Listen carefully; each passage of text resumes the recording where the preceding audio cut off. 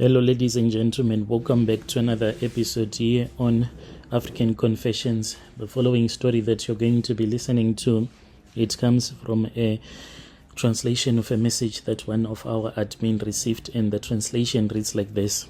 I never thought that my life would turn out this way. I always believed that if you did the right thing, if you held on to your principles, life would somehow reward you for it. But now I am sitting here, I am unemployed, wondering if I made a mistake by sticking to what I thought was right. It's a thought that keeps me awake at night, that creeps into my mind when I am trying to focus on anything else. I keep asking myself, was it really worth it, considering the fact that I never got nothing out of it? Maybe I should have done it. Maybe I'll be in a better place right now. I even lost my wife because of all of this. She had told me to just accept it and to continue with my life. But I thought that what I was doing what was right. I am a South African man in my late 30s with a background in project management. I've always been the type to work really hard to keep my head down and to earn my place. My whole life I was raised to believe that when you are honest in everything, honesty, it is everything. And that's the way that my parents brought me up, and that is how I have always tried to live my own life. They taught me that dignity was the one thing you should never give up, even when the world pushes you to your limits. Growing up, I saw how my parents were struggling, and my father, even though we were struggling, my father, he never even for a day considered himself to be taking a shortcut in life. My father was a man who knew what he was doing in life, even though he was just working as a regular factory worker, and my mother was a nurse, and both of them, they were working long hours to provide for us.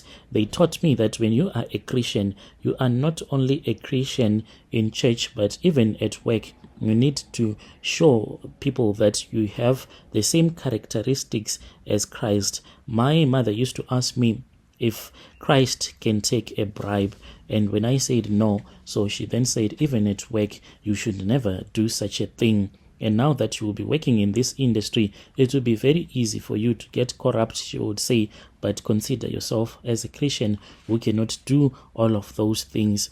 And then when I started working, like, life was okay until a couple of months ago. I had a good job at a construction company. I really had a decent salary. My life was moving ahead.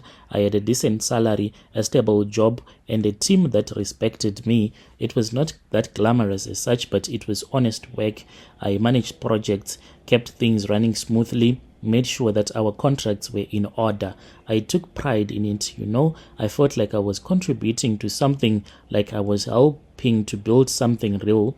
I was one of those guys who came in early and left late, not because I was trying to impress anyone, but because I genuinely cared about the work. Then one day, I was called into a meeting with some of the senior managers. They had a new project in the works, one that could bring in a lot of money. It was a government contract, one that could put our company on the map and set us up for years to come. But there was a catch. They needed approval from a government official, and they were having trouble getting it. They told me that there was an easier way to get things moving. That is what I was being told by the office. I needed to do things that were going to make this project to move ahead. The way that they hinted at it, I knew the message was very clear. They wanted me to pay a certain official a bribe.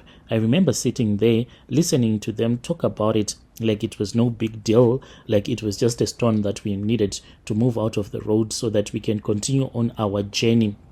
Like it was just another part of doing business. They told me that these things, they happen all the time. Even the big people in politics, they are doing it. That is just how you get things done in South Africa. They promised me that if I went along with it, I would get a nice bonus that would be a win-win for everyone. They even talked about how this official had helped, in brackets, other companies before. Now it was just a matter of showing a little bit of appreciation to make sure everything will go according to plan. But all that I could think about was me being a Christian. Me being a Christian was all that I could think about. I returned back home and then I spoke with my wife. To my surprise, my wife, she had been my pillar of strength all of these years, making sure that we go to church, we pray together, we fast. But on that night when I told her about this, she shocked me because she said, just take it. Why don't you just take it? And after you would have taken it, then you can just forget about it. So after my wife had told me to accept this deal, then I did not inform her about the deal anymore. Little did I know that I was angering her because she also wanted me to do this corruption thing so that I can keep my job. So, Brother Nashi, I did not do it. I told my bosses that I had been thinking about it. It was far much better to try other options. So they said, fine, you can try other options. Unfortunately, after I had tried other options, we then lost out on the contract. Obviously, there was another company that had greased the hands of that official. And after that, my bosses, they were so angry at me. Everything changed. I started getting left out of meetings, sidelined from important projects. My workload got lighter, but it was not because I was being rewarded. It was because they were slowly pushing me out of the company bit by bit. And that was when I heard that I was going to be let go, for the company was downsizing. Brother Nashi, that is how I lost my job. And right now I am crying day and night.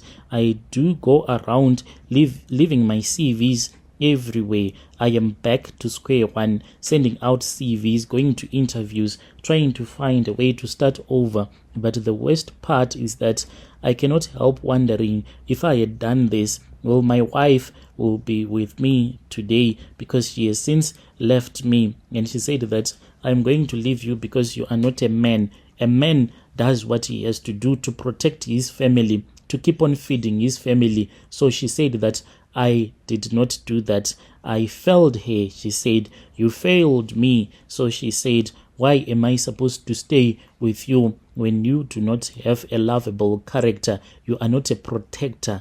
You are a weakling, she said. And right now, me and my wife, we are not on talking terms. She always threatens me with divorce, and she is saying that when I divorce you, I'm going to leave you with nothing. As for now, she is staying with one of her sister. So I am the one who is staying at our house, but I am struggling, Brother Nashi. As for now, I have some tenants that are staying at our place, but things are really tight. If she divorces me, it means also that I am going to be losing this house as well.